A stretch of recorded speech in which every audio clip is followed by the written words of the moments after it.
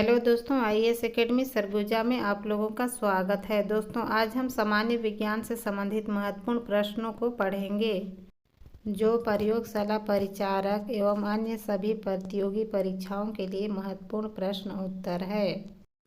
हमारा आज का पहला प्रश्न है, अवतल लेंस के द्वारा बनाया गया प्रतिबिंब सदैव होता है।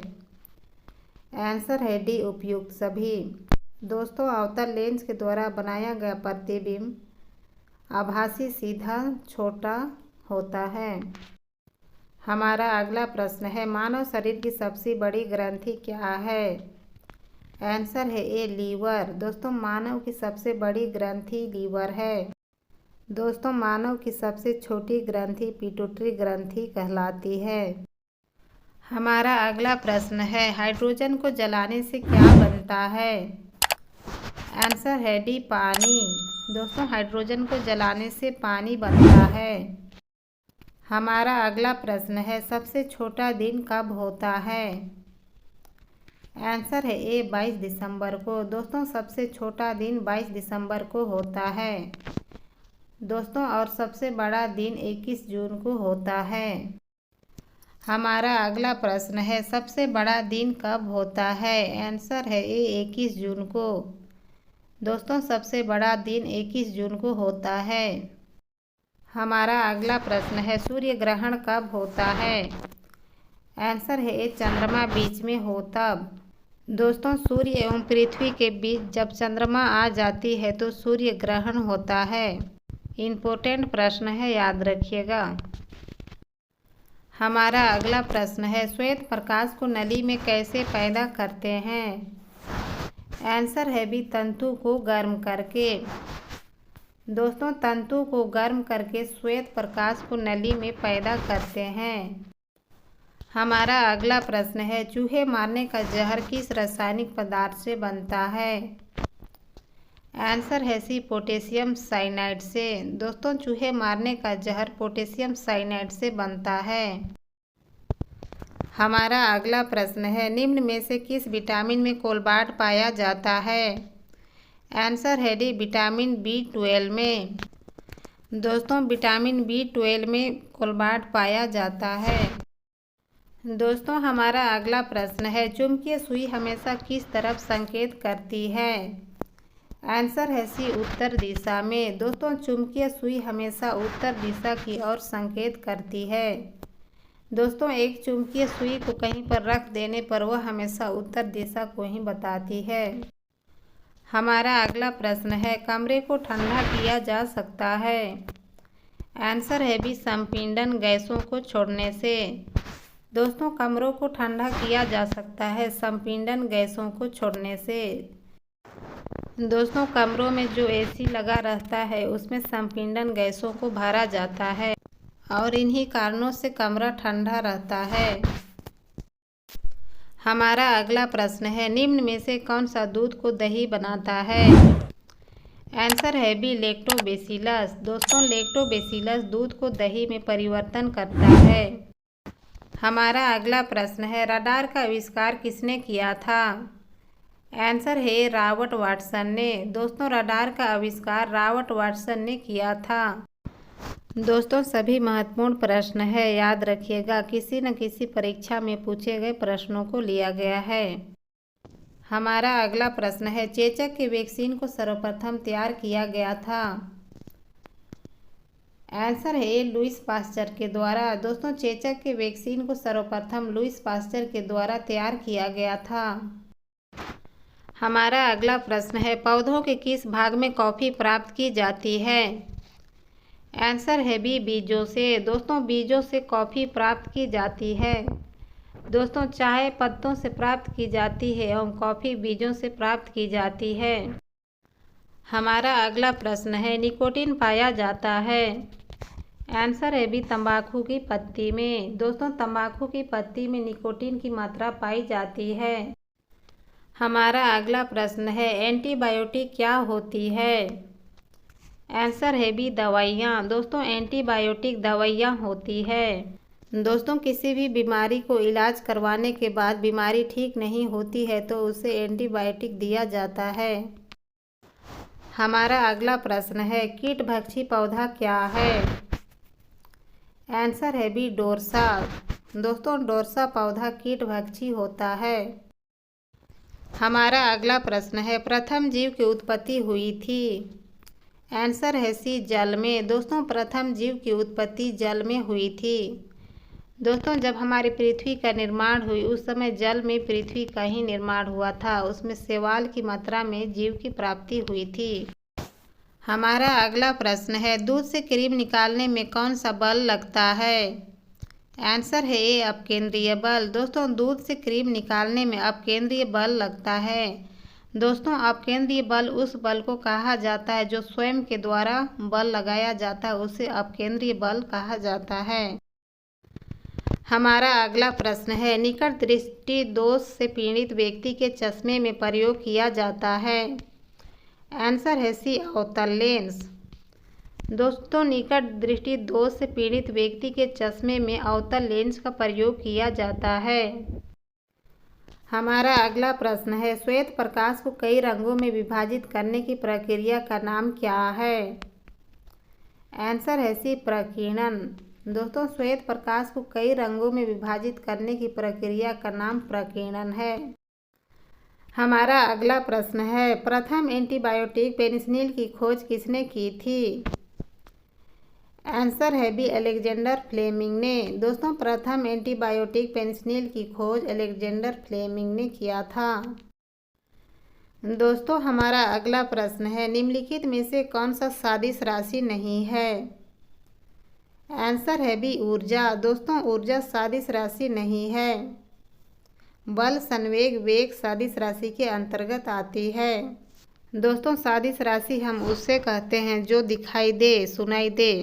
दोस्तों और अदिश राशि उसे कहते हैं जिसके द्वारा अंदर से हमें ऊर्जा की प्राप्ति होती है। हमारा अगला प्रश्न है जल का घनत्व किस तापमान पर अधिकतम होता है।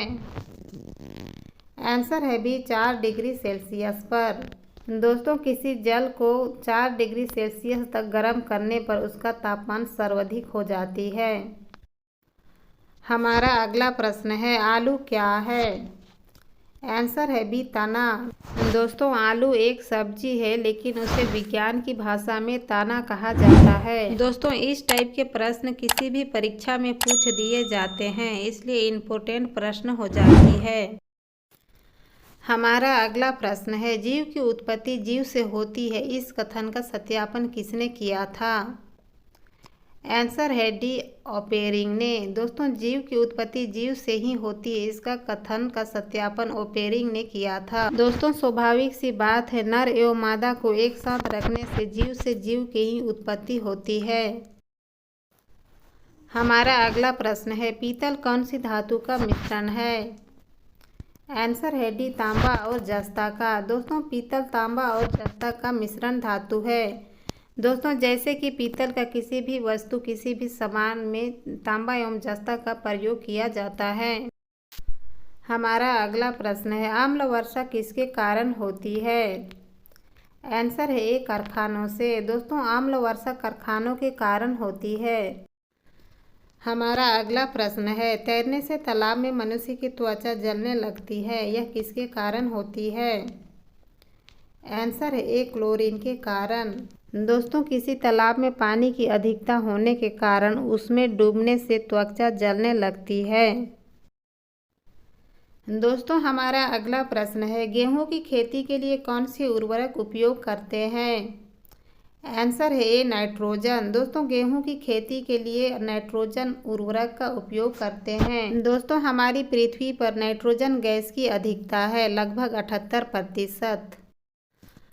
हमारा अगला प्रश्न है आमतौर पर सुरक्षा फ्यूज लगाने के लिए प्रयोग में होने वाला तार किस पदार्थ का बना होता है। आंसर है डी टीन और शीशे की मिश्रण धातु से। दोस्तों टीन और शीशे की मिश्रण धातु से फ्यूज लगाने के लिए प्रयोग में किए जाने वाला तार कहलाती है। दोस्तों हमारा अगला प्रश्न है मशरूम क्या है। आंसर है बी फफूंद। दोस्तों मशरूम फफूंद है। दोस्तों विज्ञान की भाषा में मशरूम को फफूंद कहा जाता है। हमारा अगला प्रश्न है, ऐसा जंतु जिसमें अंडों का निषेचन मादा के शरीर से बाहर होता है। आंसर है बी, मेंढक। दोस्तों, मेंढक ऐसा जंतु है जिसमें अंडों का निषेचन मादा के शरीर से बाहर होता है। हमारा अगला प्रश्न है, धान में खैरा रोग का प्रमुख कारण क्या है। आंसर है डी, जस्ता की कमी। दोस्तों, धान में खैरा रोग का प्रमुख कारण जस्ता की कमी है। हमारा अगला प्रश्न है, विटामिन जो रक्त के स्कंदन के लिए उत्तरदायित्व हैं। आंसर है ए, विटामिन के। दोस्तों, विटामिन के रक्त के स्कंदन के लिए उत्तरदायित्व हैं। दोस्तों, विटामिन के रक्त का थक्का जमाने में सहायक होती है। हमारा अगला प्रश्न है, विषाणु क्या माने जाते हैं। आंसर है सी, सजीव और निर्जीव दोनों के बीच एक ट्रांजिशन ग्रुप। दोस्तों, विषाणु सजीव एवं निर्जीव दोनों के बीच एक ट्रांजिशन ग्रुप मानी जाती है। दोस्तों, विषाणु एक जीव से दूसरे जीव में आदान प्रदान होती है। हमारा अगला प्रश्न है, निम्न में से कौन सा मरामस रोग का लक्षण नहीं है। आंसर है बी, सूजन। दोस्तों, सूजन मरामस रोग का लक्षण नहीं है। दोस्तों, मरामस रोग में मांसपेशियों में कमी हो जाती है, संक्रमण के लिए संवेदनशीलता हो जाती है, रूखी त्वचा हो जाती है। हमारा अगला प्रश्न है, भोजन में कितनी ऊर्जा है, इसको किससे दर्शाते हैं। आंसर है ए, कैलोरी से। दोस्तों, भोजन में कितनी ऊर्जा है, इसको कैलोरी से दर्शाते हैं। हमारा अगला प्रश्न है, निम्न ऑर्गनों में से कौन सा अंग वसा विघटित कर कोलेस्ट्रॉल उत्पन्न करता है। आंसर है बी, लीवर। दोस्तों, लीवर वसा को विघटित कर कोलेस्ट्रॉल उत्पन्न करता है। हमारा अगला प्रश्न है, हाइपोकैलेमिया निम्न में से किसके कमी के कारण होती है। आंसर है डी, पोटेशियम के कमी के कारण होती है। दोस्तों, हाइपोकैलेमिया पोटेशियम के कमी के कारण होती है। हमारा अगला प्रश्न है, निम्न में से एक के अतिरिक्त सभी हड्डियों को मजबूत करने के लिए आवश्यक जरूरी है। आंसर है सी, थायमीन। दोस्तों, थायमीन को छोड़कर सभी हड्डियों को मजबूत करने के लिए आवश्यक है। हमारा अगला प्रश्न है, एक टेलीविज़न का रिमोट किससे संबंधित होता है। आंसर है सी, अवरक्त संकेतों से। दोस्तों, एक टेलीविज़न का रिमोट अवरक्त संकेतों से संबंधित होता है। हमारा अगला प्रश्न है, न्यूटन का प्रथम नियम क्या कहलाता है। आंसर है सी, जड़ता का नियम। दोस्तों, न्यूटन का प्रथम नियम जड़ता का नियम कहलाता है। हमारा अगला प्रश्न है, जल में उपस्थित हवा का बुलबुला कार्य करता है। आंसर है डी, एक अवतल लेंस। दोस्तों, जल में उपस्थित हवा का बुलबुला एक अवतल लेंस कार्य करता है। हमारा अगला प्रश्न है, एक बल्ब का तंतु किससे बना होता है। आंसर है बी, टंगस्टन से। दोस्तों, एक बल्ब का तंतु टंगस्टन धातु से बना होता है। दोस्तों, यह प्रश्न वेरी इम्पोर्टेंट है, बार बार परीक्षा में पूछा गया है। हमारा अगला प्रश्न है, मनुष्य की आंखों में किसी वस्तु की तस्वीर कहाँ बनती है। आंसर है ए, कार्निया में। दोस्तों, मनुष्य की आंखों में किसी वस्तु की तस्वीर कार्निया में बनती है। तो सभी क्वेश्चंस इंपॉर्टेंट है, याद रखिएगा। दोस्तों, आज का बस यहीं तक, मिलते हैं अगले वीडियो में।